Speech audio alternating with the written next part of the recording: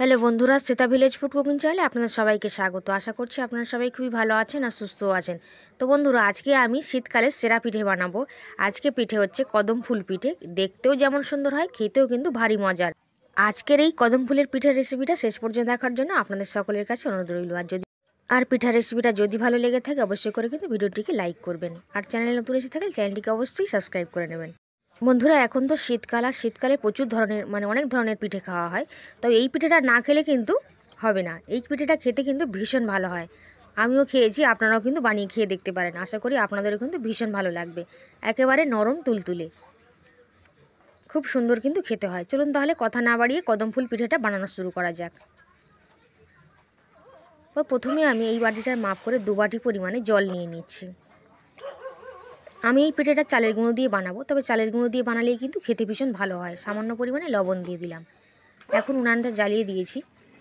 জলটাকে একটু হালকা করে গরম করে নেব। জলটা দেখুন এখন গরম হয়ে গেছিলো, খুব বেশি গরম হওয়ার দরকার নেই। তো এই সময় আমি ওই বাটিটারই মাপ করে 1 বাটি পরিমাণে শুকনো চালের গুঁড়ো নিয়ে নিয়েছি। এটা বাজারে যে চালের গুঁড়োটা পাওয়া যায় না, ওই চালের গুঁড়ো আমি নিয়েছি। এখন উনানের জালটা হালকা রেখে এইরকমভাবে কিন্তু মিশিয়ে নিতে হবে গরম জলের সঙ্গে।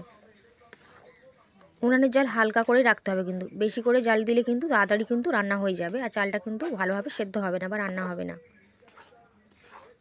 খুব সহজেই কিন্তু এরকম একটা ডো কিন্তু পরিণত হয়ে যাবে। আর খুব কিন্তু শক্ত করে ডোটা বানানোর দরকার নেই, তাহলে পিঠেগুলো কিন্তু শক্ত হয়ে যাবে। কারণ এই ডোটা কিন্তু বাইরে নামিয়ে আনবার পর কিন্তু ঠান্ডা হয়ে যাবে, তখন কিন্তু অনেকটাই শক্ত হয়ে যাবে। তো এখন একটা ডোতে পরিণত হয়ে গেছে। এখন নামিয়ে একটু ঠান্ডা করে নেব, আর ততক্ষণ কড়াইটা আমি পরিষ্কার করে নিচ্ছি। আর এখন আমি নারকেলের একটা পুর বানিয়ে নেবো। হাফ নারকেল আমি নিয়ে নিয়েছি, নারকেলটাকে কুড়িয়ে নিয়েছি। তো নারকেলটাকে প্রথমে দিয়ে নিলাম, আর দিয়ে দেবো গুড়ের বাতাসা। আপনারা গুড় দিয়েও বানাতে পারেন, আখের গুড়, খেজুরের গুড় বা চিনি, যে কোনো কিছু দিয়ে পুরটা বানাতে পারবেন। আমার হাতের কাছে বাতাসা ছিল, তো সেই জন্য আমি বাতাসা দিয়ে বানাচ্ছি। সামান্য পরিমাণে লবণ দিয়ে দিলাম। তো বাতাসাটা দিয়ে এভাবে নাড়াচাড়া করলেই কিন্তু বাতাসাগুলো গলতে শুরু করে দেবে।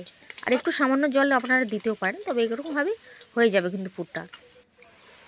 তো কিছুক্ষণের মধ্যেই দেখুন বাতাসাগুলো মেল্ট হয়ে গেছিলো। খুব সুন্দরভাবে পুরটা কিন্তু বানিয়ে নিচ্ছি। বেশি সময়ের কিন্তু প্রয়োজন পড়বে না, খুবই ঝটপট কিন্তু পুরটা বানানো হয়ে যাবে। এখন নারকেলের পুরটা তৈরি হয়ে গেছে, তো কড়াই থেকে নামিয়ে একটু ঠান্ডা করে নিচ্ছি। কড়াই থেকে নামিয়ে নিচ্ছি এবং বাকি প্রসেসে চলে যাচ্ছি। এদিকে যে চালের গুঁড়ো ডোটা তৈরি করে রেখেছিলাম, সেটা কিন্তু একটু ঠান্ডা হয়ে গেছে। তো খুব ভালো করে কিন্তু এই সময় মেখে নেব। একটু এরকম হাতে লেগেই কিন্তু যাবে, খুব বেশি শক্ত কিন্তু হবে না। আর যদি একটু বেশি লেগে যায় তাহলে একটু চালের গুঁড়ো ছড়িয়ে কিন্তু মেখে নেবেন। তবে বেশি শক্ত করে মাখতে যাবেন না, একটু নরম করে কিন্তু মাখতে হবে, তাহলে পিঠেগুলো ভালোভাবে রেডি হবে।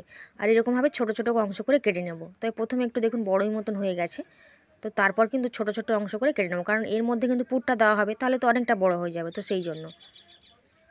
তো প্রথমে আমি এরকম ছোট ছোট লেচি কেটে নিয়েছি। তারপরে গোল বলের মতন বানিয়ে চ্যাপটা করে একটা খুলি মতন বানিয়ে দেবো। অল্প একটু চালের গুঁড়ো নিয়ে নিচ্ছি, যেমনভাবে পিঠে করা হয় পুলি পিঠে, সেরকমভাবে একটু খুলি মতন বানিয়ে নেব।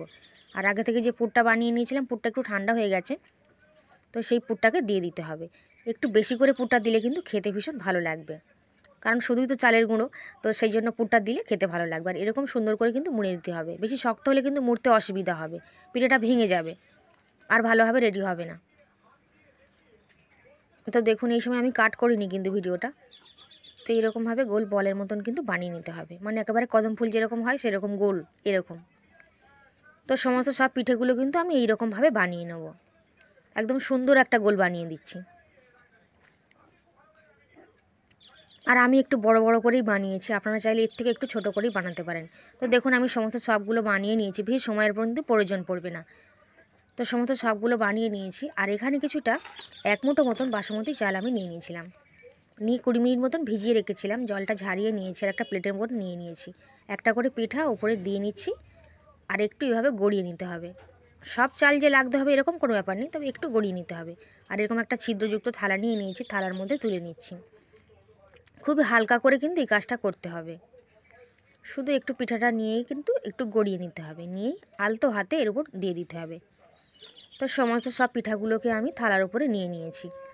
আর একটা গামলাতে জল বসিয়ে দিয়েছি উনুনে, জলটা গরম হতে শুরু করে দিয়েছে। এখন এই থালাটা কিন্তু এই গামলাটার মুখে বসিয়ে দেবো, পিঠাগুলোকে ভাপিয়ে নেবো বা সেদ্ধ করে নেব। আর এটা সেদ্ধ হয়ে গেলেই পিঠার প্রসেস কিন্তু কমপ্লিট। এখন একটা ঢাকনা দিয়ে কিছুক্ষণের জন্য অপেক্ষা করব। কিছুক্ষণ পর ঢাকনাটা খুলে নিচ্ছি। এর আগেও একবার দেখে নিয়েছিলাম। এখন দেখুন কত সুন্দর দেখতে লাগছে। চালগুলো কিন্তু খুব ভালোভাবে সেদ্ধ হয়ে গেছে এবং দেখুন চতুর্দিকে একটু ছড়িয়ে মতন গেছে। তখনই বুঝতে হয় পিঠাটা খুব ভালোভাবে কিন্তু রেডি হয়ে গেছে। আমি নামিয়ে নিয়েছিলাম, 2 ঘন্টা মতন রেখে দিয়েছি, ঠান্ডা করে নেব।